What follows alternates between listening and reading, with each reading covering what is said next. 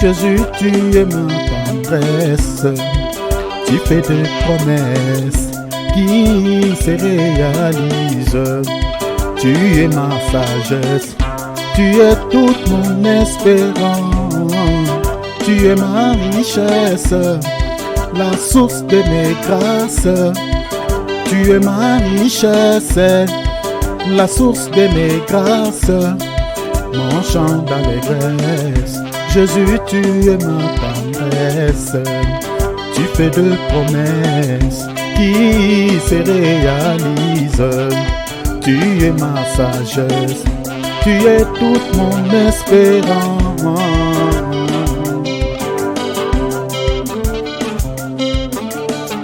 Alléluia. Merci Père. Ta clarté est une lampe qui éclaire. Par ta lumière, nous voyons la lumière. L'âme qui pleure ne recourt qu'à toi. Car tu relèves les pauvres par la foi. C'est par toi que toutes les choses s'accomplissent. De ton bonheur, mon cœur est rempli. Témoin fidèle, Jésus-Christ, mon idéal. Les vrais soutiens sur la terre des humains. Tu es ma richesse, la source de mes grâces. Tu es ma richesse, la source de mes grâces. Mon chant d'allégresse. Jésus, tu es ma tendresse. Tu fais de promesses qui se réalisent. Tu es ma sagesse. Tu es toute mon espérance. Tu es ma richesse, la source de mes grâces. Tu es ma richesse, la source de mes grâces. Mon chant d'allégresse. Jésus, tu es ma tendresse. Tu fais de promesses qui se réalisent. Tu es ma tendresse. Tu es toute mon espérance.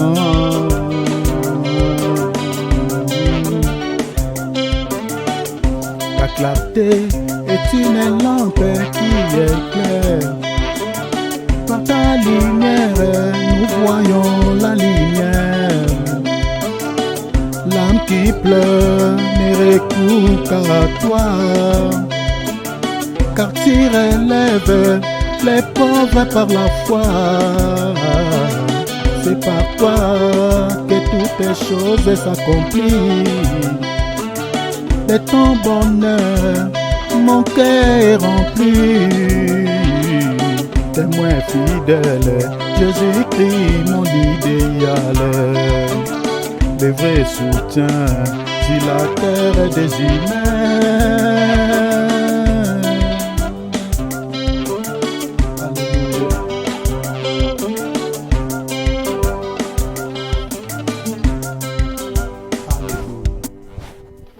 Que le nom du Seigneur soit béni. Que le nom de notre Dieu soit puissamment béni. Alléluia. Voilà mes bien-aimés. Prenons nos Bibles et nos calepins. Gloire à Dieu. Voilà, nous continuons toujours sur ce même thème que nous sommes en train d'aborder. Nous sommes presque au 58e numéro que, voilà, je pense très bientôt, par la grâce de Dieu, en ce mois de décembre, nous allons mettre un point, virgule, pour que nous puissions parler aussi d'autres choses. Je crois déjà, en ce mois de décembre, si le Seigneur nous fait grâce, nous allons parler d'autres choses, parler sur un nouveau thème. Voilà. L'enseignement, c'est toujours comme ça, c'est long. Si vous voulez vraiment être formé, vous voulez comprendre, mes bien-aimés, voilà, un sujet quelconque dans la profondeur, mes bien-aimés, il faut que vous preniez aussi suffisamment le temps de lire, de sonder les Écritures pour comprendre, mes bien-aimés, voilà ces sujets auxquels vous êtes en train d'aborder. Parce que le combat spirituel, c'est un sujet tellement vaste, c'est un sujet tellement profond, c'est presque, mes bien-aimés, c'est lié à notre vie chrétienne. Parce que tel que nous sommes ici sur la terre, mes bien-aimés, jusqu'au retour du Seigneur Jésus-Christ, mes bien-aimés, les combats entre nous et le diable ne finiront jamais. Les combats entre nous et les sorciers ne finiront jamais.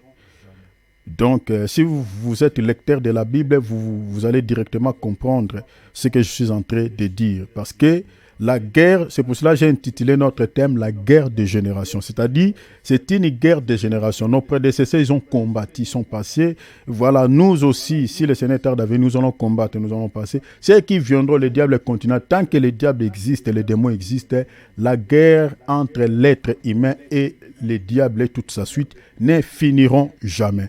Alors, les combats spirituels, les apôtres ont enseigné sur les combats spirituels. Les apôtres nous ont enseigné suffisamment, mes bien-aimés, en ces termes.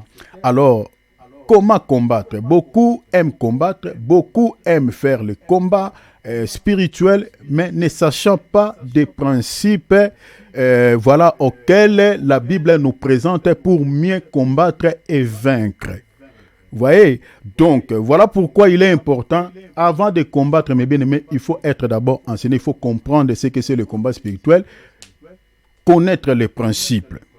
L'apôtre Paul dit, je crois dans les livres de Tite, même dans les livres des Romains, il dit un athlète qui combat sans respecter les règles du jeu, cet athlète-là perdra sa couronne. Vous voyez, n'obtiendra pas la couronne parce qu'il n'a pas combattu selon les règles.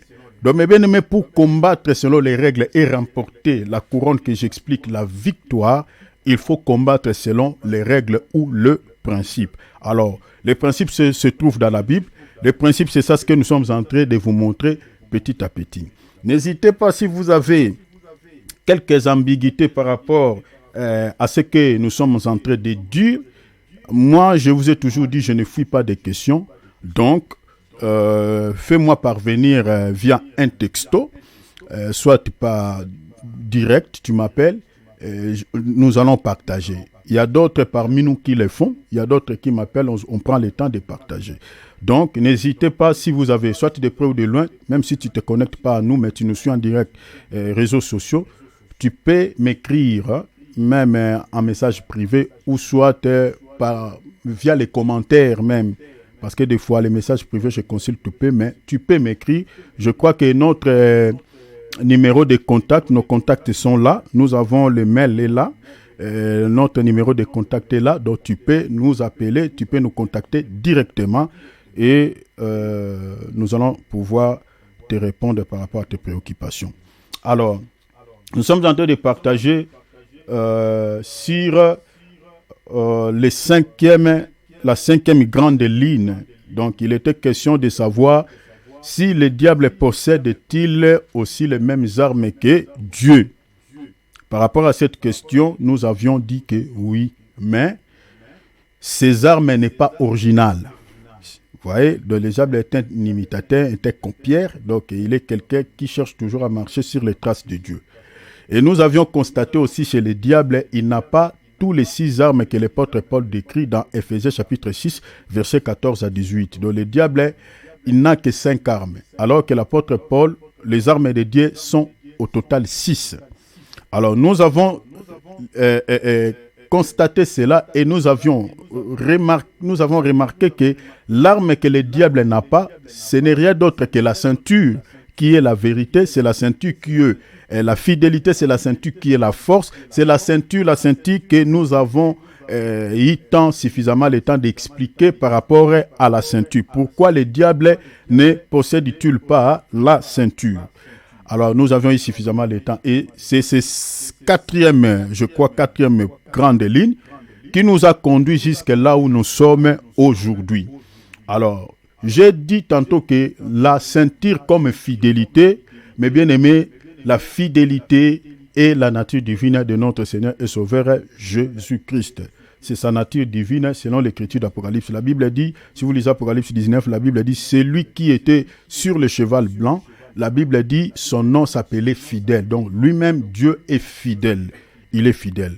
Alors, le Seigneur veut aussi que nous puissions aussi armer ce comportement, être comme lui, être son imitateur. C'est-à-dire, voilà, nous sommes les enfants de Dieu. Nous devons avoir aussi cette identité en nous, la fidélité.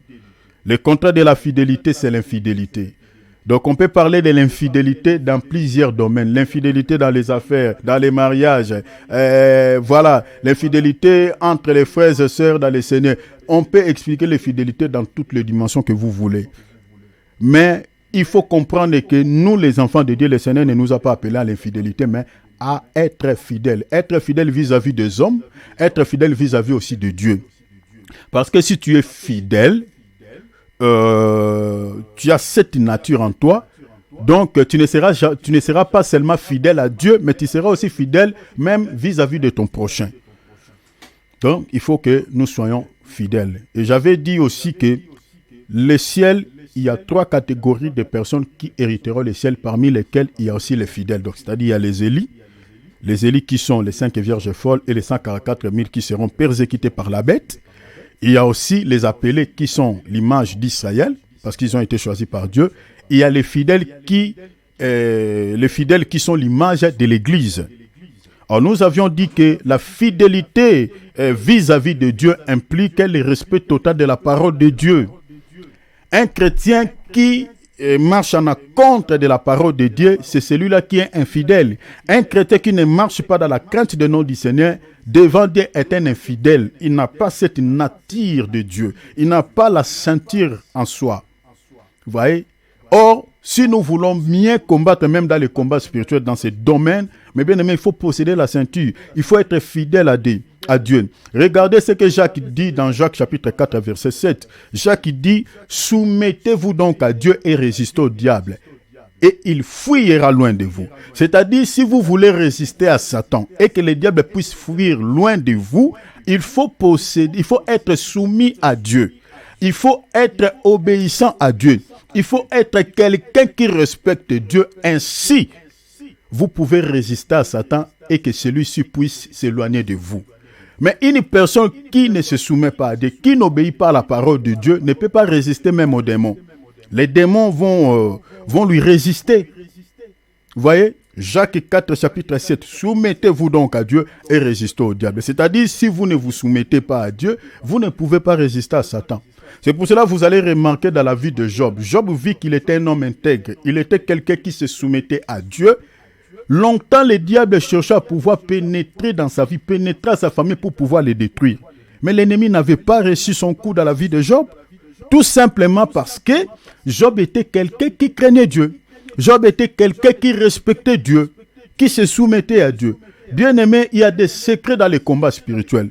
Une personne, aujourd'hui nous avons des chrétiens, je ne sais pas, nous avons beaucoup de chrétiens, même au sein de nos familles, nous avons des frères et sœurs dans les Seigneurs qui prient dans quelques confessions religieuses, qui font aussi des prières de combat, qui font des veillées, qui font des nuits de prière, qui combattent les diables. Mais il y a peu de résultats si tu regardes leur vie. Ils se sacrifient trop, mais il y a peu de résultats. Le fait que, parce que les gens combattent, mais ne respectent pas les principes. Quelqu'un qui n'a pas la crainte de nom du Seigneur, les esprits vont lui résister. Donc tu chasses les démons ne partiront pas. Parce que on peut se tromper devant les hommes. On peut se voiler la face entre nous. Mais on ne se voilera pas la face devant un esprit. Les esprits nous connaissent, les esprits connaissent nos identités. Voilà pourquoi ça ne sert à rien d'être hypocrite devant Dieu, d'être hypocrite dans la vie chrétienne, parce que tu perdras le combat. Tu perdras, c'est-à-dire tu es en train de jouer contre ta propre vie. Donc c'est mieux, il faut être sincère avec Dieu. Il faut marcher dans la crainte de notre Seigneur, se soumettre à Dieu. C'est pour notre intérêt. C'est pour notre intérêt. Ça, c'est très important. Voilà pourquoi j'ai dit que la fidélité, c'est une ceinture que nous devons tous posséder pour pouvoir d'abord, être fort dans les combats spirituels, de deux, pour pouvoir hériter les ciels, parce que le ciel est caractérisé par rapport à ceux qui sont fidèles. Et nous avions encore ajouté que la fidélité, c'est-à-dire une personne qui mange l'agneau dans sa totalité ou qui respecte la parole de Dieu dans sa totalité, cette personne-là, en réalité, il célèbre aussi la Pâque. Vous comprenez? Il célèbre la Pâque parce que c'est dans la Pâque que le peuple de Dieu avait mangé l'agneau dans sa totalité, dans son entièreté. Le Seigneur a dit, vous mangerez cet agneau dans sa totalité, vous ne laisserez rien jusqu'au matin. Or, l'agneau que nous mangeons dans sa totalité aujourd'hui, cet agneau n'est rien d'autre que l'évangile que nous écoutons, qui est la personne ou qui est le corps du Seigneur Jésus-Christ. Cette parole-là, c'est ça l'agneau. Vous voyez, la Bible dit la parole faite chair. Donc Jésus-Christ, c'est la parole c'est Jésus. C'est lui l'agneau que nous mangeons aujourd'hui. Alors, une personne qui mange cet agneau total, c'est cette personne-là qui célèbre aussi, en réalité, ce qu'on appelle la vraie Pâque. Donc, la Pâque n'a rien à voir avec tout ce que le monde nous présente. Comme j'avais dit, chaque mois d'avril, cette Pâque-là, mes bien-aimés, n'a rien à voir avec la Pâque biblique. Donc, si vous regardez ce que la Bible dit par rapport au sujet de la Pâque, et tu regardes ce que le monde nous présente comme Pâques, mes bien-aimés, ça n'a rien à voir. C'est pour cela que nous sommes en train d'interpeller même aux enfants de Dieu. Faisons attention avec tout ce que le monde vous présente. Si tu es chrétien, aie l'habitude de pouvoir vérifier, savoir connaître aussi l'origine des choses. Comme des fêtes de Noël, des fêtes d'Halloween, des fêtes de 8 mars. Il y en a tellement, le monde nous présente beaucoup de choses. La fête de Saint-Sylvestre que nous célébrons chaque le 1er janvier. Donc vous devez connaître l'origine de toutes ces choses. Si vous regardez, tapez, et l'habitude, aujourd'hui nous avons l'Internet à notre portée, tapez seulement quelque chose que vous ne connaissez. Si vous avez des ambiguïtés par rapport à la chose, tapez seulement les noms de cette chose sur Google ou sur Wikipédia. Vous aurez quelques informations par rapport à cela. Soit posez les questions aux hommes de Dieu qui vous prêchent la parole pour savoir. Ici, je parle des hommes de Dieu qui ne sont pas dans la compromission. Hein. Parce qu'il y a des hommes de Dieu aussi qui sont pour les fêtes de Saint-Sylvestre, qui sont pour les fêtes de Noël, qui sont pour, toutes ces fêtes-là. Mais à la lumière des Écritures, vous allez voir que beaucoup de choses que les enfants de Dieu pensent que c'est chrétien, en réalité, ce n'est pas chrétien. Noël, ce n'est pas chrétien. Ce n'est pas chrétien. Ce n'est pas chrétien. La Pâque que les gens célèbrent chaque mois d'avril, ce n'est pas chrétien. Dans la Bible, il y a la Pâque qu'on appelle la Pâque juive et il y a la Pâque chrétienne. La Pâque juive cette Pâque était célébrée avec l'agneau et la Pâque chrétienne, le Seigneur avait célébré cette Pâque avec le pain. Nous avons deux écritures ici. Nous avons Exode chapitre 12, verset 1er, et nous avons Luc chapitre 22. C'est là où se trouve la Pâque chrétienne. Donc, il ne faut pas mêler les choses, il ne faut pas confondre les choses. Donc, ça, c'est juste à titre de rappel. Alors, la Pâque avec des lapins, voilà, avec les œufs, ça, je vous avais dit hier, c'est diabolique, c'est satanique. Donc, vous ne pouvez pas célébrer la Pâque avec cette image.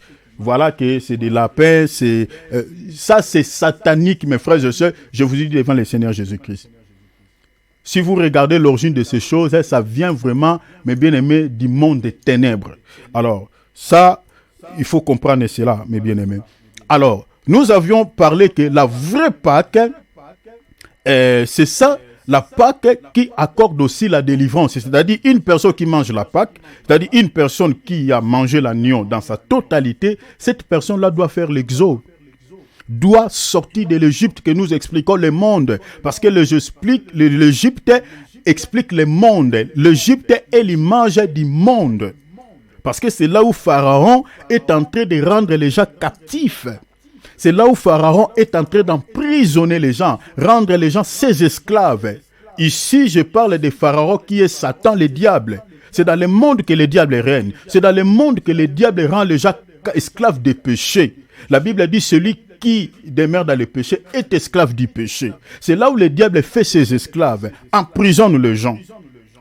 Mais dès l'instant que la personne mange l'agneau mange la Pâque doit quitter le monde pour pouvoir aller vers le pays de Canaan que nous expliquons le ciel. C'est-à-dire, une fois que la personne mange l'agneau que nous expliquons la parole, c'est-à-dire la personne écoute la parole, accepte la parole de Dieu dans son cœur et qu'il prend la décision de suivre Jésus, cette personne-là, il sort de l'Égypte et il est déjà en train de marcher, elle est déjà en train de marcher vers le pays de Canaan que j'explique le ciel.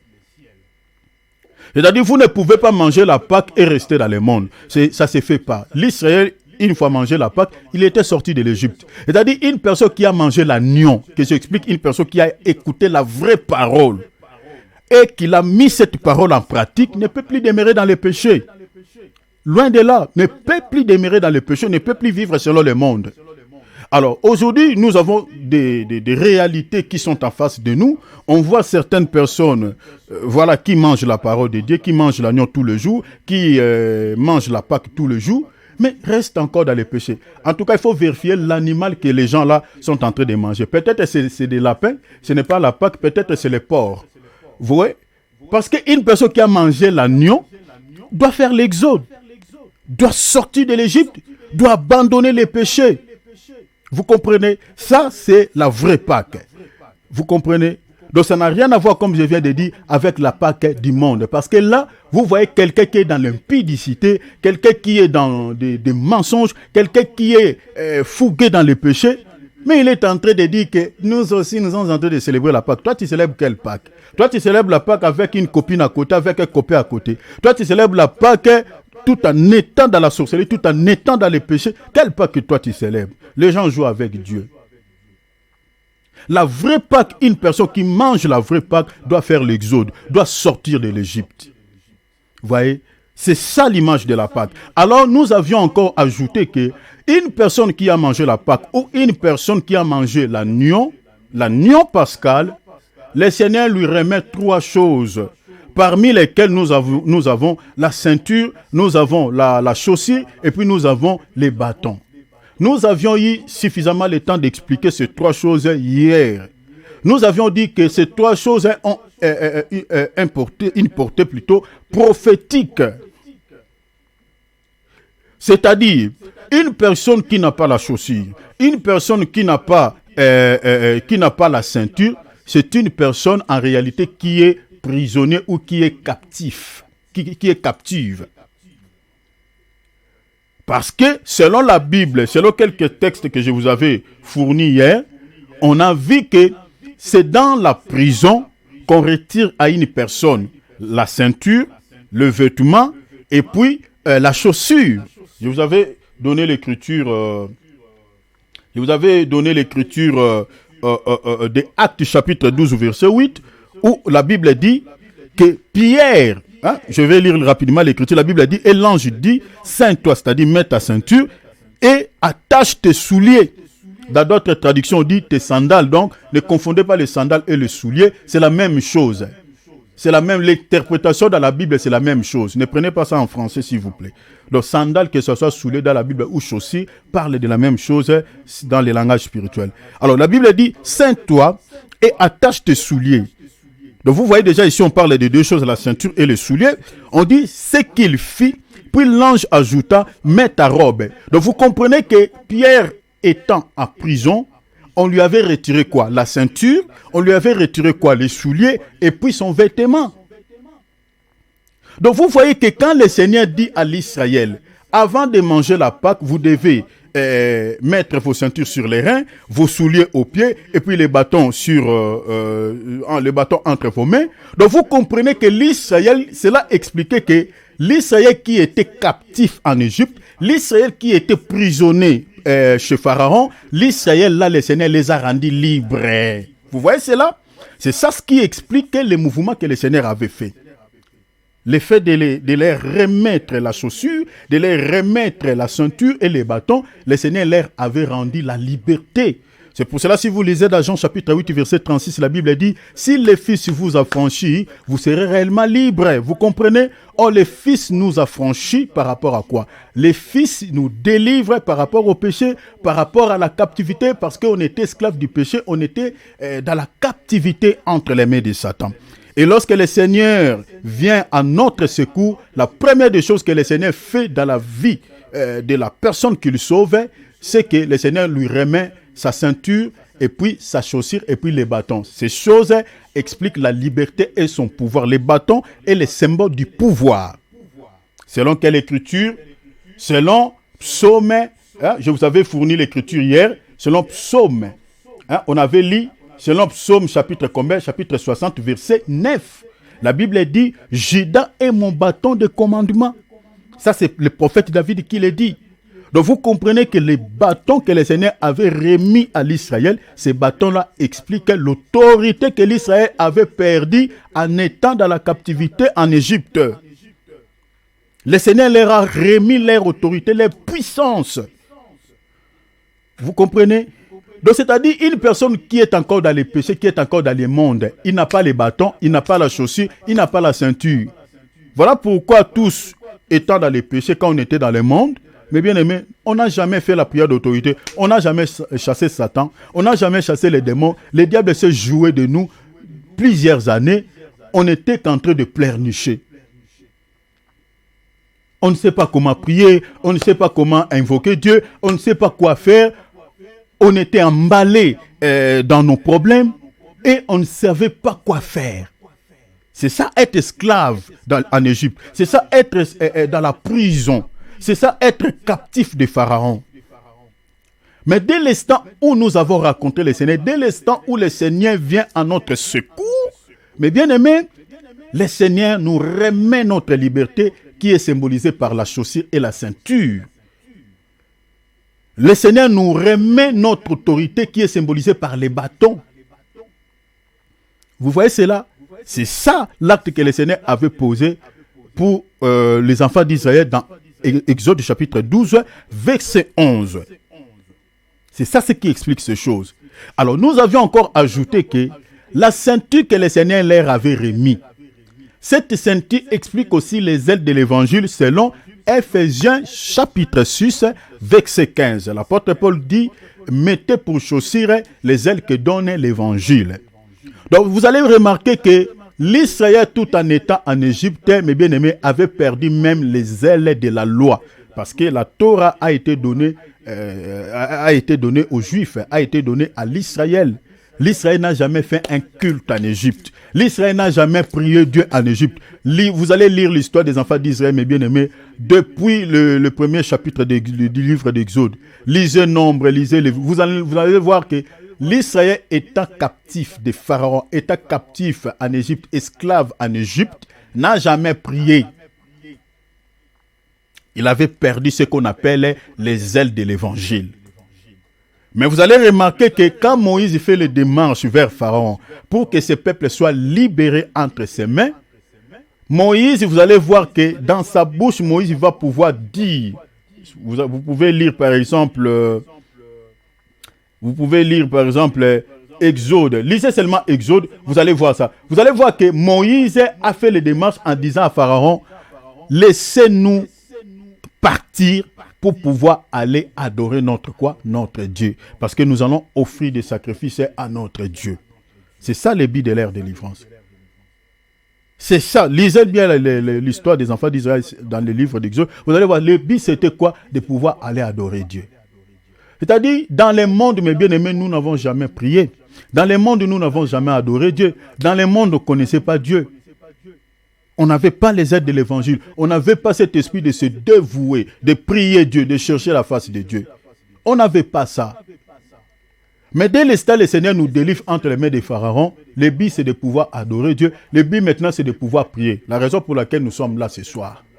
C'est ça ce qu'on appelle les aides de l'évangile. C'est-à-dire, nous avons ce dévouement, on se sacrifie, on a ce courage, on a, cet esprit de ferveur. C'est-à-dire de pouvoir chercher à tout moment la face du Seigneur. Ça fait partie aussi de servir Dieu. Mais quand on était dans le monde, que j'explique l'Égypte, on n'a jamais eu ce dévouement. C'est-à-dire quand on te parle de Dieu, quand on te dit, viens, on va prier, on peut partir à l'église. Vraiment, il n'y avait rien qui nous touchait au cœur. Il n'y avait rien. On sentait rien. On dit, qu'est-ce que je vais aller faire à l'église? Pourquoi je vais prier Dieu? Je vais chercher quoi à Dieu? Il y a certains peut-être parmi nous qui disaient, ah, ça c'est pour les pauvres. C'est les pauvres qui prient. Ça, ce n'est pas moi. Moi, Dieu m'a tout donné. Je mange, j'ai mon pain, je travaille. Et puis, qu'est-ce que je vais chercher vers Dieu? Mais on ne savait pas, on ne cherche pas Dieu pour les choses matérielles. On ne savait pas qu'on cherche pas Dieu pour les besoins temporaires, mais on cherche Dieu pour les salis de nos âmes. C'est le but que nous cherchons Dieu. C'est le but que nous avons donné nos vies à Jésus. Pour les salis éternels, ce n'est pas d'abord pour du pain, ce n'est pas d'abord pour le travail. On a besoin de ces choses, mais la Bible dit, cherchez premièrement le royaume des cieux et toutes ces choses vous seront données par-dessus tout. Mais étant dans les péchés, dans le monde, on n'a jamais prié, on n'a jamais servi Dieu, on avait perdu les ailes de l'évangile que l'apôtre Paul explique comme quoi la chaussure. Alors vous allez remarquer que le Seigneur remet à l'Israël la chaussure, que j'explique aussi les ailes de l'évangile. Le but c'était quoi? L'Israël, lorsque Pharaon va accorder la délivrance à ce peuple sort de l'Égypte pour pouvoir aller adorer Dieu où? Dans les déserts. C'était ça, ce qui symbolisait aussi cette chaussure. Nous avions encore expliqué aussi que la chaussure, c'est une arme de protection ou une arme de sécurité. Parce que quand l'apôtre Paul dit dans le livre dans l'épître aux Éphésiens chapitre 6, il dit « Revêtez-vous de toutes les armes de Dieu ». Dans les versets 15, il dit « Mettez à vos pieds pour chaussure les ailes que donne l'évangile ». Donc, vous devez porter la chaussure sur le pied. La chaussure, ce n'est pas une arme offensive, mais c'est une arme défensive. C'est-à-dire, c'est une arme de protection qui protège le pied. Pourquoi nous devons porter la chaussure à nos pieds? Pourquoi nous devons mettre la chaussure à nos pieds? C'est pour que nos pieds soient sécurisés. Contre quoi? La Bible dit, si vous lisez par exemple dans Luc chapitre 10, verset 19, la Bible dit, je vous ai donné le pouvoir de marcher sur toute la puissance de l'ennemi, sur les serpents, sur les scorpions et sur toute la puissance de l'ennemi, rien ne pourra vous nuire. La Bible dit, je vous ai donné la puissance, ça c'est les bâtons, de marcher, ça c'est les pieds, sur les serpents. Donc pour pouvoir marcher sur les serpents, le pied ne peut pas être nu. Tel que nous sommes là, qui peut piétiner un serpent vivant, un serpent physique avec son pied, sans avoir, par exemple, une chaussure de sécurité sur ses pieds. Si vous avez vraiment, une chaussure, sur vos pieds, vous pouvez piétiner la tête du serpent, vous n'aurez pas peur. Pourquoi? Tu sais que tes pieds sont protégés. La Bible dit, la nature elle-même ne vous enseigne-t-elle pas? Mais si tes pieds sont nus, tu auras peur parce qu'il peut te mordre aux pieds. Donc vous comprenez que même dans les combats spirituels, il y a la chaussure de sécurité que nous devons porter. Parce que la Bible dit, vous devez marcher sur les serpents, sur les scorpions. Mais comment tu peux marcher sur les serpents et les scorpions si vous n'avez pas une chaussure de sécurité? Dans Romains 16, 20, le Seigneur dit, le Dieu de paix écrasera bientôt Satan sous vos pieds. C'est-à-dire, quand nous prions Dieu, parce que c'est le Seigneur qui écrase Satan, mais le Seigneur utilise nos pieds pour écraser Satan. C'est-à-dire, lorsque nous faisons le combat, lorsque nous prions, lorsque nous demandons à Dieu via la prière de combat, le Seigneur vient à notre secours. Mais quand le Seigneur vient, il faut que le Seigneur voie, avant d'utiliser nos pieds pour écraser Satan, il faut que le Seigneur voie d'abord la chaussure. Voilà pourquoi certaines personnes n'obtiennent pas des résultats efficaces dans des prières de combat. Tu pries Dieu, lorsque le Saint-Esprit descend pour agir, il regarde tes pieds, tu n'as pas la chaussure. Ici, je ne parle pas que tu puisses aller acheter la chaussure des militaires et que tu mettes dans que tu puisses mettre au pied pour pouvoir prier. Quand tu pries Dieu, le Seigneur voit que tu es chaussé. Non, ce n'est pas cette chaussure-là que je parle. Ici, la chaussure, je dis, c'est les ailes que donne l'évangile. C'est-à-dire, tu dois être quelqu'un aussi qui se dévoue pour pouvoir servir Dieu. Quelqu'un qui a les ailes aussi dans les choses de Dieu. Parce qu'il y a d'autres personnes qui sont zélées pour les choses du monde. Il a le courage de faire certaines choses facilement.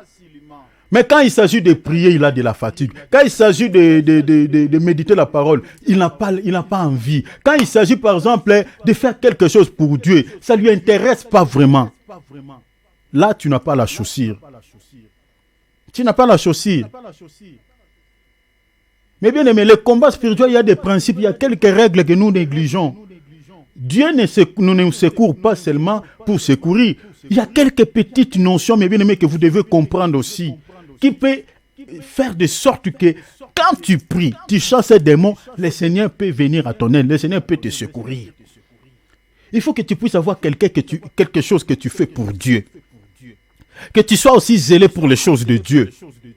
Zélé pour la prière, zélé pour la méditation de la parole, zélé dans des jeûnes et prières, zélé pour pouvoir servir Dieu, zélé dans l'évangélisation, être zélé dans les choses de Dieu.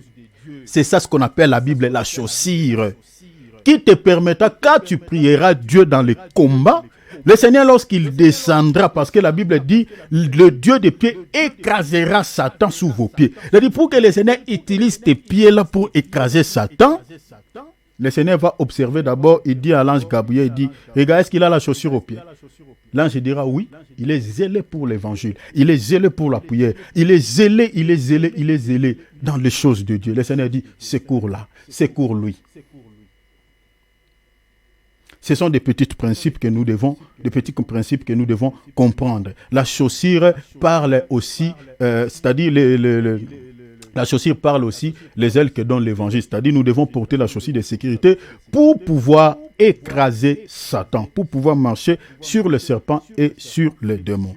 Nous avions encore expliqué que la chaussure, comme étant une arme de sécurité, une arme de protection, nous aide aussi à pouvoir marcher sur cette terre qui a été maudite. Voyez, à cause des péchés de nos deux grands-parents. La terre que nous marchons, c'est une terre que le Seigneur avait libéré une parole de malédiction. Alors, ce qui alimente cette malédiction aujourd'hui sur la terre, ce n'est rien d'autre que Satan et toute sa suite, c'est-à-dire des occultistes et des sorciers. C'est toutes ces personnes-là. Parce que l'œuvre, c'est-à-dire le monde des ténèbres, tout le travail qu'ils font tous les jours, mais bien aimé, c'est de pouvoir maudire les gens. C'est de pouvoir injecter des mauvais sorts. Alors, comment tu peux faire face à toutes ces malédictions? Comment tu peux faire face à ces paroles d'imprécation? Comment tu peux faire face à tous ces mauvais sorts? Il faut avoir la chaussure de sécurité pour bien vivre dans ce monde. Si tu n'as pas la chaussure de sécurité, c'est-à-dire tu vas piétiner, mes bien-aimés, les malédictions que le monde des ténèbres jette tous les jours sur la terre.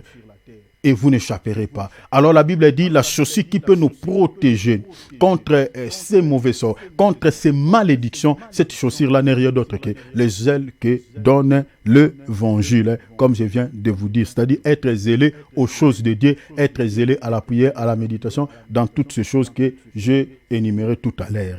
Alors nous avions expliqué que les bâtons que le Seigneur nous a donnés, les bâtons expliquent l'autorité, expliquent la puissance. Les bâtons là, c'est aussi un serpent parce que les bâtons de Moïse, ces bâtons là étaient devenus un serpent. Exode chapitre 4, le Seigneur dit à Moïse, jette ton bâton par terre et ce bâton est devenu un serpent. Le Seigneur dit, récupère ce bâton. Moïse va récupérer ces bâtons, c'est-à-dire les serpents que Moïse voit. Le Seigneur dit, récupère ces bâtons par la queue, c'est-à-dire tu vas récupérer ces serpents par la queue. Une fois que Moïse touche ces serpents par la queue, le serpent devient un bâton. C'est-à-dire les bâtons que Moïse tenait par sa main, ces bâtons-là étaient un serpent. Et c'est les bâtons-là qui étaient devenus un serpent en Égypte, qui avaient avalé tous les serpents des magiciens des pharaons. La Bible dit que les bâtons de Moïse avaient avalé tous les bâtons des magiciens des pharaons qui étaient aussi devenus des serpents. Plus loin dans Nombre 21, vous allez voir que il y avait des serpents brillants dans les déserts qui mordaient les peuples. Les peuples étaient en train de mourir. Dieu a dit à Moïse de fabriquer un serpent d'airain, qu'il place ce serpent d'airain sur une perche, et tout celui qui était mordu par les serpents et qu'il regarde le serpent d'airain va pouvoir conserver sa vie. Nous avions expliqué que les mêmes bateaux que Moïse avait, les mêmes bateaux de Moïse qui s'étaient transformés en serpents en Égypte, les bateaux là, c'était les mêmes bateaux que Moïse avait élevés dans les déserts. Le peuple qui était mordu par les serpents brillants ne se diffèrent pas avec les serpents des magiciens des pharaons. C'est les mêmes serpents. Le même serpent là, c'est le même serpent que le Seigneur dit dans Luc 10, 19, que je vous ai donné le pouvoir de marcher sur les serpents. Qui sont-ils ces serpents-là? Aujourd'hui, les serpents-là, ce sont des démons, ce sont des occultistes, ce sont des sorciers. Ce sont eux qui sont représentés comme des serpents des pharaons, qui sont représentés comme des serpents brillants qui avaient mordu le peuple en Égypte. Mais comment vous pouvez conserver la vie face à ces serpents qui sont en train de mordre les gens? Le salut ne se trouve à une autre personne si ce n'est qu'à Jésus-Christ. La Bible dit, quiconque regarde les serpents des reins conservera la vie. Or, si vous lisez dans Jean chapitre 3, verset 14, le Seigneur dit, de la même manière que Moïse a élevé les serpents des reins dans le désert, il faut que le Fils de l'homme soit élevé pareil, afin que quiconque croit. Moïse a dit, quiconque regarde, mais Jésus a dit, quiconque croit. Donc les deux verbes ici, ça change. Vous voyez? Donc Moïse dit, celui qui va regarder. Jésus dit, celui qui croit en moi. Donc c'est-à-dire, regarder, ici, selon Jean chapitre 3, verset 14, devient verbe croire. Vous comprenez? C'est-à-dire, tout celui qui croit à Jésus conservera la vie. C'est-à-dire, les serpents brillants que nous expliquons, les sorciers, toutes ces personnes-là. Moi, j'ai toujours dit, un enfant de Dieu, un enfant de Dieu, un chrétien, ne peut jamais être bouffé par les sorciers. Mais bien aimé, c'est impossible. Sinon, cela serait contredit carrément les Écritures. Oh, et ce pasteur-là, on l'a bouffé dans leur famille. Oh, ce chrétien-là a été sacrifié par les occultistes et leur famille. Mais bien aimé, quel est ce chrétien qu'on doit sacrifier comme un animal par Satan? Mais bien aimé, c'est impossible. C'est impossible. N-O-N. Ça ne peut jamais se faire.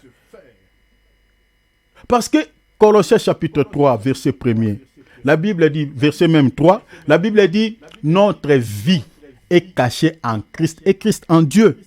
C'est-à-dire, ma vie telle que je suis là, ma vie n'est pas sur terre. Si on cherche ma vie, on ne le trouvera pas. Ma vie est au ciel avec Christ. Ma vie est cachée en Jésus-Christ. Dès l'instant où j'avais reçu le Seigneur dans ma vie comme Seigneur et Sauveur, ma vie est cachée en lui. C'est-à-dire, on peut me chercher, on ne me verra pas. Alors quand on dit, oh non, on a sacrifié ces chrétiens, mais bien aimé, quel est ce chrétien? Donc vous comprenez que quand Jésus dit, quiconque croit en moi, aura la vie. Le Seigneur nous donne deux types de vie. C'est-à-dire, sur la terre, nous avons d'abord la vie en Jésus, et nous avons cette vie aussi comme salut éternel. Vous comprenez? C'est-à-dire, les serpents brillants, malgré leur présence dans le monde, malgré la présence de Satan, malgré la présence des démons et les sorciers qui sont représentés comme les serpents, les magiciens des pharaons, mais bien aimés, ne peuvent rien faire contre nous.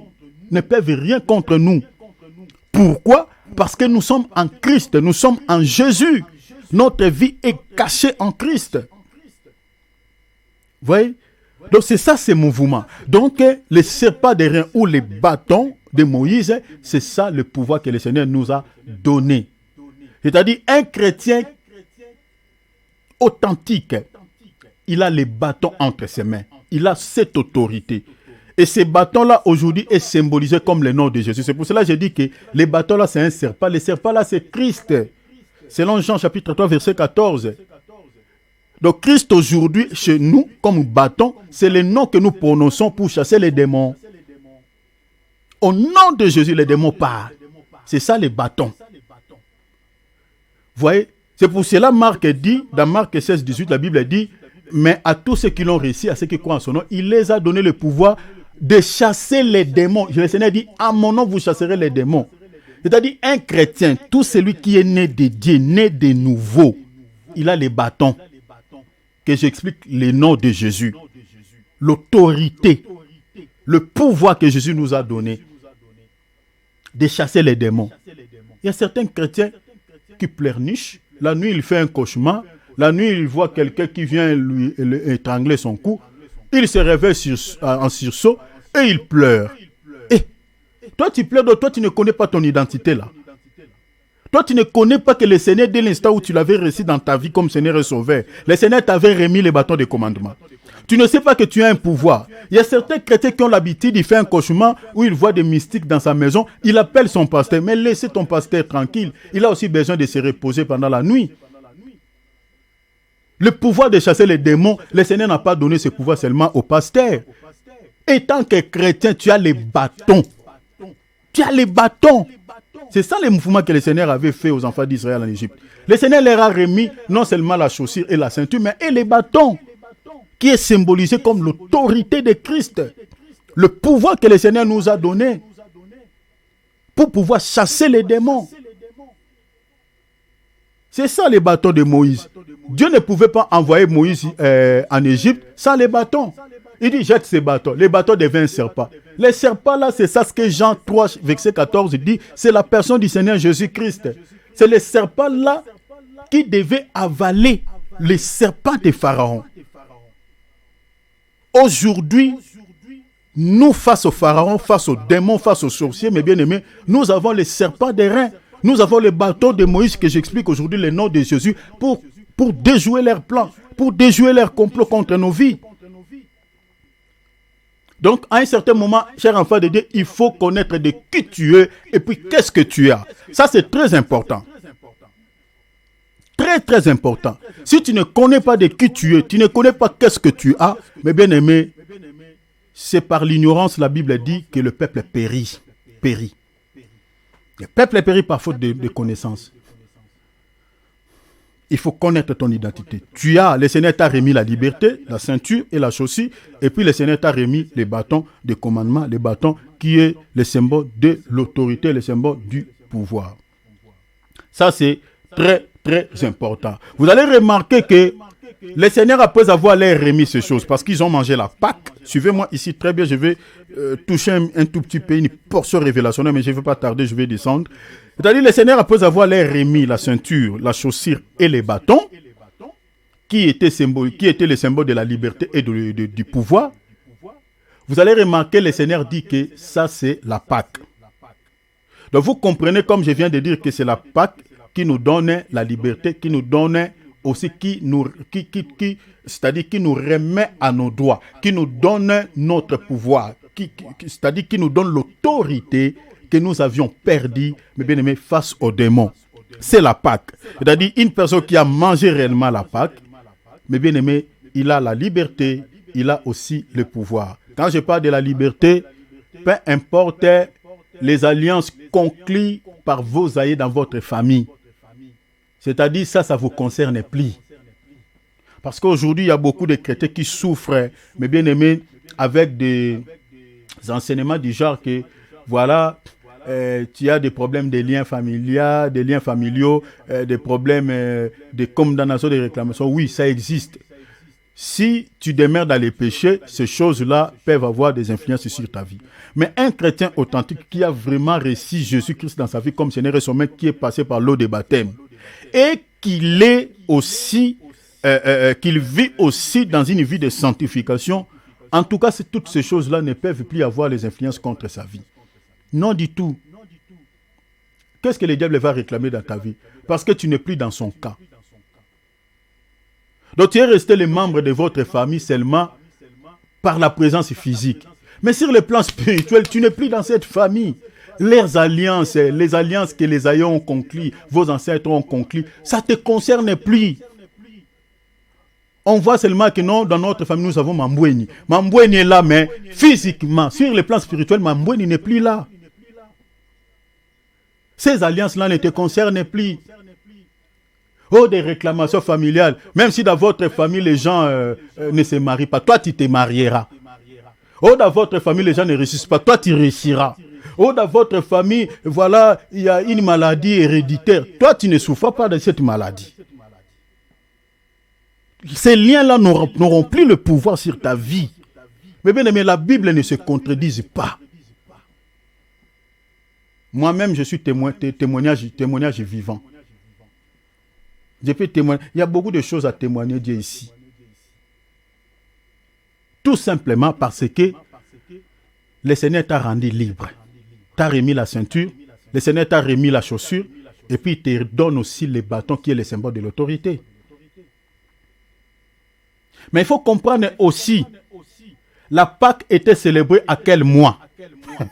Ça, c'est très important. La Pâque est célébrée au mois de Nissan, le premier mois, selon les calendriers juifs. Mais regardez, il était célébré 40e jour. Si vous lisez la Bible, la Pâque était célébrée le 14e jour. Je suis dans Lévitique, chapitre 23, verset combien? Vous pouvez lire rapidement, allons-y. Même dans Exode 12, là, regardez, je vous donne seulement dans Exode 12. Exode 12, verset combien? Verset 11, c'est la Pâque de l'Éternel. Exode chapitre 12, verset 18. 18, donc vous lisez, vous descendez jusqu'au verset 20. Vous allez voir, mais prenons Lévitique ici, c'est clair. Lévitique chapitre 23, rapidement. Suivez-moi ici très bien parce que je vais vous révéler quelque chose de très important. Lévitique chapitre 23, verset combien? Verset 5. Le premier mois, le 14e jour du mois entre les deux soirs, ce sera la Pâque de l'Éternel. Dans Exode, se trouve dans Exode, c'est dans le chapitre 12, verset 18. C'est dans le chapitre 12, verset 18. Dans Lévitique, ici, vous pouvez le lire dans le chapitre 23, verset 5. Donc, la Pâque était célébrée le 14e jour. Mais bien aimé, il y a un pourquoi. Ce chiffre-là, c'est un chiffre prophétique. Le chiffre 14. Le chiffre-là parle du rachat, parle aussi de la rédemption. Donc vous voyez que tout ce que le Seigneur fait, il y a un pourquoi. Donc le Seigneur a libéré ses peuples, il a racheté ses peuples du péché. Et il dit que cette fête sera célébrée toujours le 14e jour. Donc, si vous lisez ces textes, si vous ne faites pas attention avec tous ces détails, vous n'allez pas comprendre ça. Le Seigneur rend le peuple libre le 40e jour, 14e jour, où la Pâque était célébrée, le jour où l'agneau était immolé. Or, ces chiffres, c'est un chiffre de la rédemption. C'est un chiffre du rachat. Ici, je suis dans Genèse, chapitre, je crois, 28 ou 29. Vous allez voir, pour ne pas prendre beaucoup de temps de lire, vous allez voir, si vous vérifiez dans Genèse, chapitre 28 ou 29, vous allez voir que Jacob, pour pouvoir racheter Rachel et Léa, il avait travaillé pendant combien de temps? Pendant 14 ans. Il a travaillé 7 ans pour Rachel, il a travaillé 7 ans aussi pour Léa. Or, Léa et Rachel, mes bien-aimés, dans la Révélation, parlent de deux peuples. Parlent de l'Israël et l'Église. C'est pour cela qu'il a travaillé 14 ans. Or, dans Nombre chapitre, je crois, 6 quelque part, une année, Dieu considère une année aussi comme un jour. Dans Nombre quelque part, verset 6, je crois. Si vous avez besoin, vous voulez les versets, je peux vous les fournir même après. Dieu considère une année comme un jour. C'est-à-dire, David en réalité, plutôt Jacob en réalité, il avait travaillé 14 jours pour pouvoir racheter deux peuples. Vous voyez? Pour prendre Rachel, pour prendre Léa. Parce que l'amour de Jacob, le cœur de Jacob était plus attaché pour Rachel, parce qu'il aimait tellement Rachel. Ça, c'est l'image d'Israël. C'est l'amour que Dieu avait pour l'Israël. Dieu n'avait pas cet amour pour nous, les nations. Dieu aimait tellement l'Israël. Mais vous allez voir toujours dans je peux dire, dans le système de Dieu, au lieu que Dieu, c'est-à-dire Jacob s'est marié avec Rachel, hein, ça c'est le mouvement que Christ avait fait, c'est-à-dire Christ au sein des enfants d'Israël, il est venu pour eux. La Bible a dit il est venu chez les siens. Mais au lieu qu'il se marie avec l'Israël comme son épouse, le père va changer, c'est-à-dire le père de Rachel va donner d'abord Léa en mariage. Si vous lisez les textes, vous allez voir ça. Il va donner Léa en mariage et puis il donne Léa à Jacob quand? Vers le soir. Jacob n'avait pas vu Léa. C'était vers le soir. Or, le soir, selon la Bible, c'est le temps de la grâce. Je suis dans Apocalypse chapitre 1er. Parce que vous allez voir que on présente le Seigneur Jésus-Christ au milieu de 7 chandeliers d'or, qui est l'image de l'église. Les 7 chandeliers d'or, c'est l'image de cette église de l'Asie mineure. Or, les chandeliers, c'est la lampe. Et on allume la lampe que le soir. C'est-à-dire, c'est au temps du soir que le Saint-Esprit, comme une lampe, qui est en train d'éclairer l'église. Acte chapitre 2. Le jour où le Saint-Esprit était descendu, la Bible dit ils se posèrent sur chacun d'eux, sur l'église, c'est-à-dire l'église qui était les personnes qui étaient là. Ils se posaient comme une langue de feu. C'est lui le chandelier, le Saint-Esprit. Alors Jacob, le père de Laban, c'est-à-dire le père de Rachel et Léa, il a donné à Léa autant d'histoires à Jacob. Or, Léa était l'aînée. Rachel était la cadette. Donc, l'aîné de Dieu aujourd'hui, mes bien-aimés, par rapport à la grâce, c'est l'Église. C'est Léa qui n'a pas été aimée par Jacob, que j'explique Christ, parce qu'il était venu pour l'Israël. Mais le Père a changé les choses. C'est Léa maintenant qui va entrer en mariage. Et Jacob se réveilla le matin. Il dit, oh, là-bas, qu'est-ce que tu m'as fait? Moi, j'ai travaillé cet temps pour Rachel et non pour Léa. Mais le Père a insisté et dit, nous, dans notre coutume, on ne peut pas donner la cadette avant l'aîné de la famille au mariage. On donne d'abord l'aîné. Et l'aîné là, c'était Léa. Aujourd'hui, Léa, c'est l'Église qui est donnée en mariage à Jésus-Christ. Maintenant, le temps du matin, selon la Bible, si vous lisez Jérémie chapitre 25, verset 4, le temps du matin, c'est le temps d'Israël. Parce que le Seigneur dit dans Jérémie 25, 4, il dit, c'est vers le matin que je vous ai envoyé les prophètes. L'état du matin, c'est l'état d'Israël. C'est-à-dire, Jacob, quand il se réveille le matin, il va travailler encore 7 ans pour pouvoir racheter maintenant Rachel, que j'explique, l'Israël. Et ça va faire au total 7 ans. Donc, c'est-à-dire, quand on célèbre la Pâque, le 14e jour, les chiffres là parlent du rachat des deux peuples. C'est-à-dire, l'agneau que nous mangeons aujourd'hui, cet agneau qui nous donne les salis, cet agneau qui nous a racheté du monde du péché, c'est le même agneau qui va racheter aussi l'Israël. Cela veut dire quoi dans un langage simple? L'agneau que nous mangeons aujourd'hui, c'est l'évangile.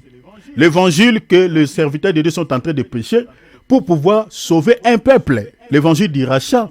Mais c'est le même évangile aussi qui rachètera l'Israël. Au retour glorieux du Seigneur Jésus-Christ, le Seigneur enverra d'abord 2 oints qui sont l'image des serviteurs de Dieu, qui vont annoncer le même évangile au peuple d'Israël pour que ce peuple-là soit racheté aussi. C'est ça le symbole du chiffre 14 de la Pâque.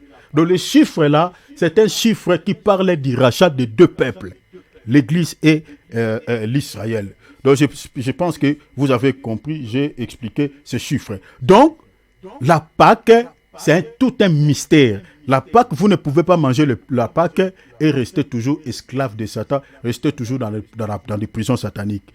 C'est-à-dire, quand on mange la Pâque, c'est-à-dire vous êtes racheté. Le Seigneur vous a racheté entre les mains de Satan. Le Seigneur vous a racheté des liens familiaux. Le Seigneur vous a racheté de mauvais sorts. Le Seigneur vous a racheté des maladies incurables. Le Seigneur vous a racheté de toute condamnation familiale. Le Seigneur vous rachète de toutes ces choses. Et il vous donne aussi le salut. Il vous accorde la liberté parce qu'il est écrit, si le Fils vous a franchi, vous serez réellement libre. Et non seulement la liberté que le Seigneur vous a accordée, le Seigneur vous donne aussi les bâtons de commandement qui est son nom. Parce que David dit, dans Psaume 60 que nous avons lu, David dit, 60 verset 9, David dit que Judas est mon bâton de commandement. Or, le véritable Judas, c'est la personne du Seigneur Jésus-Christ. Jésus est sorti de la tribu de Judas. Ce n'est pas en vain qu'on appelle Jésus-Christ le lion de la tribu de Judas, parce qu'il est sorti du Judas, il est le véritable Judas, et aujourd'hui, il est notre bâton de commandement. Voilà pourquoi les sorciers ne peuvent rien contre nous, parce que nous avons un nom puissant qui peut leur fléchir le genou, mes bien-aimés. Soyons fiers parce que nous avons les bâtons de commandement. Je vous avais promis aussi que je vais vous expliquer aussi la chaussure qui fait la beauté des pieds de la femme. Et quand la femme porte cette chaussure, c'est ça ce qui attire les regards du mari vers l'épouse. Lisons Cantique des Cantiques. Cantique des Cantiques, chapitre 7, versets 1 à 2. Que tes pieds sont beaux dans ta chaussure, fille des princes. Les contours de ta hanche sont comme des colliers Èvres. Mais j'aimerais qu'on lise à partir, ça je lis seulement les versets 2. Lisons à partir du verset 1er. Je suis dans Cantique des Cantiques. Cantique des Cantiques, verset, chapitre 7, verset 1er à 2. Reviens, Soulamite. Reviens, reviens, afin que nous te regardions. Qu'avez-vous à regarder la Sulamite comme une danse de deux cœurs? Que tes pieds sont beaux dans ta chaussure, fille de prince. Les contours de ta hanche sont comme des colliers, œuvre des mains d'un artiste. Regardez dans le verset 1, il dit, qu'avez-vous à regarder qui? La Sulamite. Donc, vous voyez ici, c'est Salomon, au fait, qui est en train de pleurer sa femme qui s'appelle la Sulamite. C'est-à-dire, Salomon, dans le corps de la Sulamite, Salomon ne regarde pas deux, trois choses. Il ne regarde que sa chaussure au pied, qui fait la beauté de sa femme. Et c'est là, dans le verset 1, cela attire les regards de Salomon. Il dit, ta chaussure, c'est-à-dire la chaussure, c'est-à-dire tes pieds sont beaux, tes pieds sont beaux dans ta chaussure. Quand tu mets tes pieds dans tes souliers, ça fait beau. Ça attire mes regards. Vous comprenez que cette chaussure qui rend les pieds de la femme beaux, cette chaussure n'est pas la chaussure physique.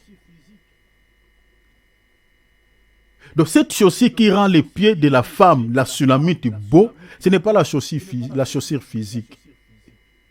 Déjà pour aller rapidement, pour ne pas tarder ici, déjà ici il faut comprendre que Salomon est aussi l'image du Seigneur Jésus-Christ. Mais bien aimé, quand vous lisez ici à titre d'information, quand vous lisez la Bible, l'Ancien Testament, mais bien aimé, retenez ça par cœur, parce que quand vous entendez souvent, je dis l'image du Seigneur Jésus-Christ, le type du Seigneur Jésus-Christ, ça peut peut-être vous compliquer. Je vais vous expliquer quelque chose avant d'avancer. Il faut comprendre que toute la Bible ne parle que d'un seul homme, Jésus. Je vous donne des écritures. J'aimerais que vous habituez avec mon langage quand j'explique la parole, quand j'interprète la parole. Parce que l'évangile que nous prêchons ne peut être que christocentrique. On ne prêche pas une autre personne, on ne prêche que Jésus. Et toutes les écritures, c'est de lui qu'il est question. Ça, il faut comprendre cela. Je vais revenir là-bas. Je vous donne des textes. Vous allez comprendre pourquoi j'ai dit Salomon l'image de Jésus, David l'image de Jésus. Parce que la vie de toutes ces personnes-là, que ce soit les rois, que ce soit les prophètes, ça parlait de Christ. Regardez, je prends des écritures rapidement. Parce que nous sommes dans l'enseignement, il faut comprendre ces choses. Parce que je me laisse aussi guider par le Saint-Esprit. Peut-être quelqu'un a des inquiétudes. C'est pour cela que le Seigneur m'a fait une pause pour que je puisse vous donner ceci. Regardez, Luc chapitre 24, verset 44. Je lis. Puis il leur dit, qui leur parle? Jésus. Il leur dit, c'est là ce que je vous disais lorsque j'étais encore avec vous, qu'il fallait que s'accomplisse tout ce qui est écrit de moi ou dans la loi de Moïse. La loi de Moïse est composée de 5 livres, les Pentateuque, c'est-à-dire Genèse, Exode, Lévitique, Nombre, Deutéronome. Tout ça, c'est la loi de Moïse. Quand vous prenez aussi tous les livres des prophètes, que ce soit des livres historiques, ça fait partie aussi de la loi de Moïse. Parce que les prophètes ont prophétisé au temps de la loi. Les prophètes de l'Ancien Testament. Mais maintenant, Jésus ici, il dit quoi? Il fallait que s'accomplisse tout ce qui était écrit de moi. Où? Le Seigneur dit dans la loi de Moïse. Et puis il dit quoi?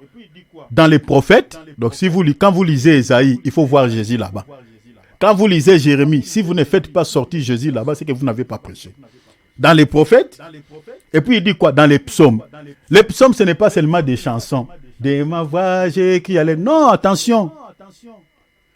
Dans cette prière-là, il faut voir aussi Jésus. Parce que Jésus dit, il est question de moi-même dans les psaumes. Donc quand vous voyez David chanter là-bas, il faut voir Jésus. Ce n'est pas David. C'est très important. Je donne encore une autre écriture. Hébreux chapitre 10. Hébreux chapitre 10. Rapidement. Hébreux 10. On va lire le verset 7. Il dit, alors j'ai dit, voici je viens. dans le rouleau du livre, il est question de moi pour faire, ô Dieu, ta volonté. Il vient avec le rouleau du livre. Le rouleau était composé de 5 livres, c'est-à-dire la loi de Moïse, les prophètes et les psaumes. C'est ça ce qui était le contenu du rouleau. Maintenant, Jésus ici dit, je viens avec le rouleau du livre dont il est question de moi. Vous comprenez? Donc, comprenez ça comme ça. Donc, c'est-à-dire, toute la Bible, mes bien-aimés, il est question de qui? De Jésus. Et pour cela, quand on lit, par exemple, les Cantiques des Cantiques, vous voyez, Salomon est en train de louer les pieds de sa femme, est en train d'être attiré par la beauté des pieds de sa femme lorsqu'elle porte le soulier. Mais bien-aimés, ne voyez pas Salomon, fils de David, physique. Il faut dans Salomon voir aussi Jésus. Et l'épouse de Salomon ici, il faut voir l'Église. Parce que c'est l'Église qui est l'épouse du Seigneur Jésus-Christ. Je ne sais pas si je me fais comprendre.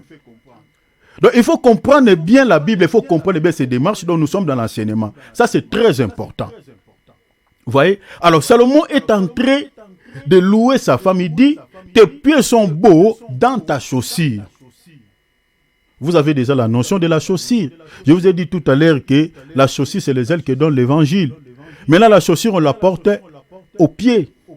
Mais cette chaussure-là, c'est ça ce qui rend les pieds beaux. Or, cette beauté n'est rien d'autre qu'une parure intérieure que l'apôtre Pierre dit dans 1 Pierre chapitre 3, si vous lisez à partir du verset 1er, je crois jusqu'au verset 4. C'est une beauté intérieure.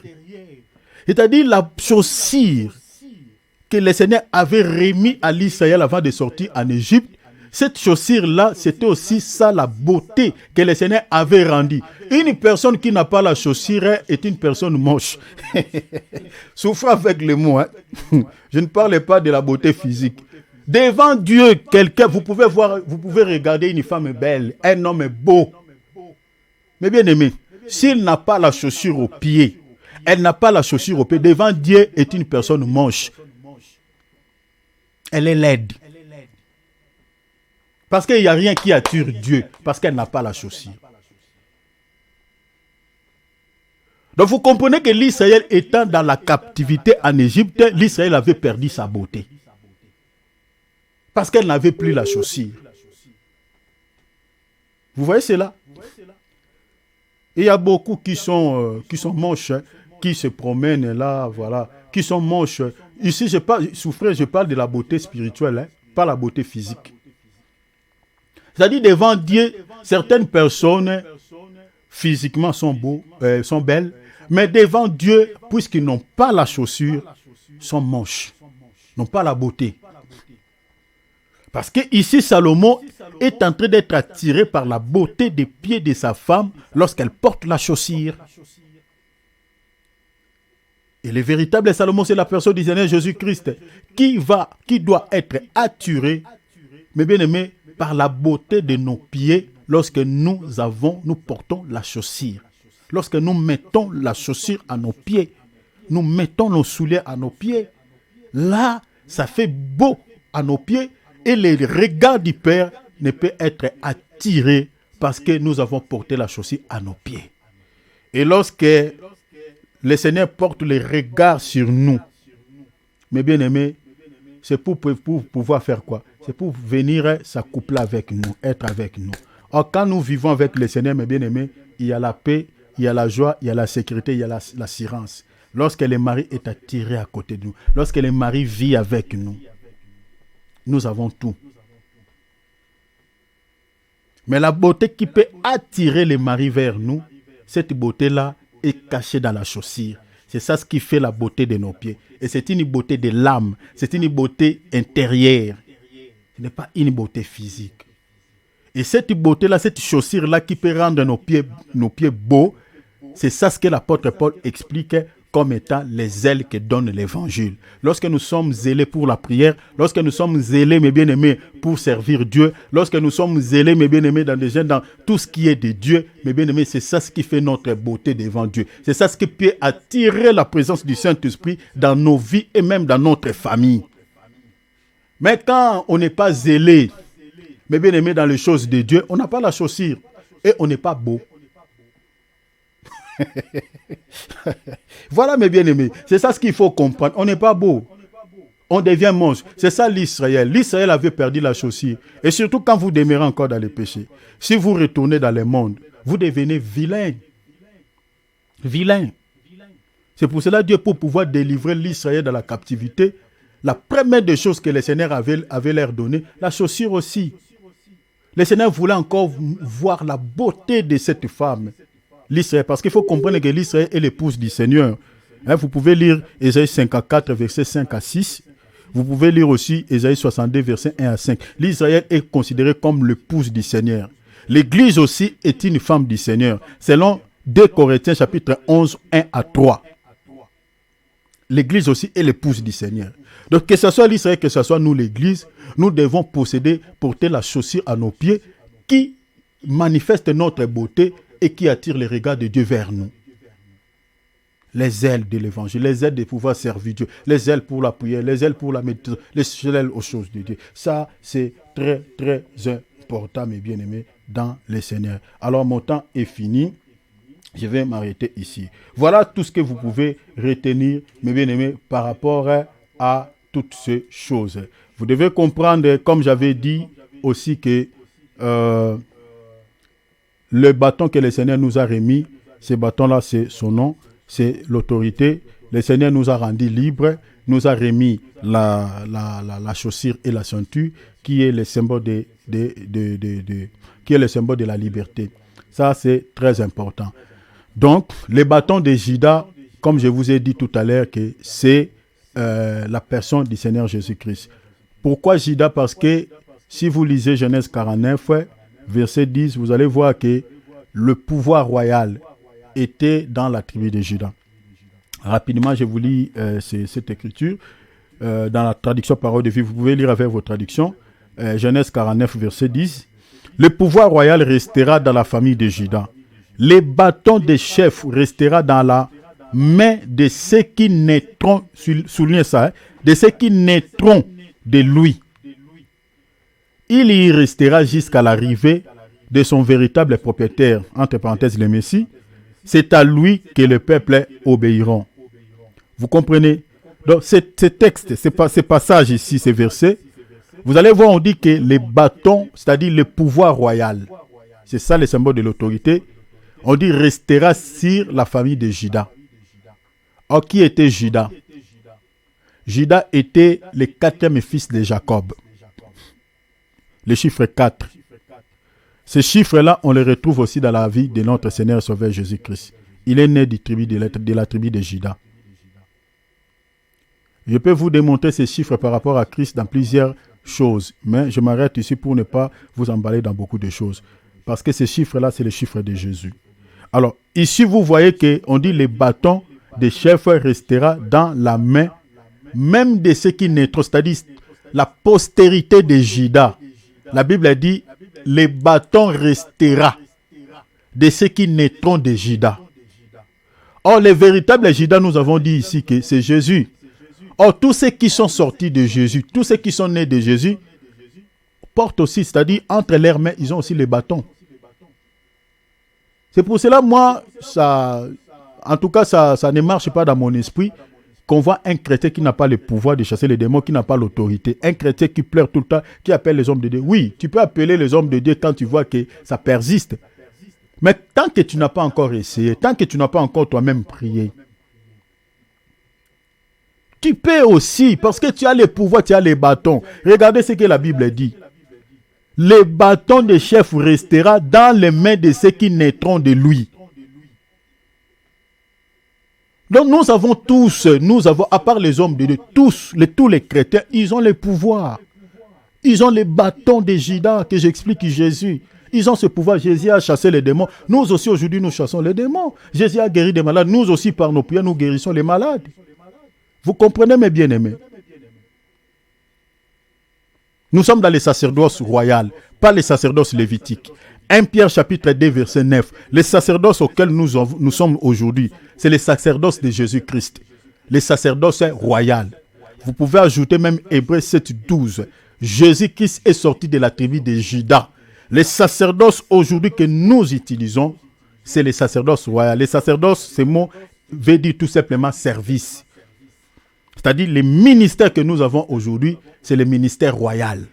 Le ministère de Jésus-Christ. Ce n'est pas comme c'était au temps des enfants d'Israël, c'est-à-dire les sacerdoces lévitiques. Non.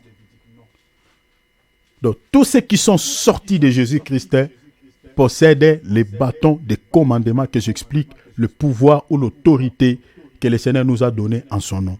Je m'arrête ici. Donc, vous avez compris, voilà ce que c'est la ceinture, la chaussure, et puis les bâtons que le Seigneur avait remis aux enfants d'Israël avant de manger la Pâque. Donc, si réellement vous avez mangé la Pâque, vous avez mangé l'agneau, et que vous avez la connaissance de la parole de Dieu en vous, sachez bel et bien que vous avez le pouvoir et le Seigneur vous a libéré de toute réclamation de votre famille, de toute réclamation diabolique, satanique. Donc vous êtes libre, que personne ne vienne vous condamner, personne ne vienne vous dire, si tu sais que tu vis dans les péchés, là, tant pis. Mais là, vraiment, c'est ça, je ne sais pas comment dire. Mais si tu marches dans la crainte de nom du Seigneur, tu sais que tu respectes la parole de Dieu. Sache que toutes ces choses-là ne te concernent pas. Les liens de votre famille, toutes les alliances-là, les condamnations, tout ça, les poursuites des démons, les esprits de contraire, mais bien, toi, tu n'es pas dedans.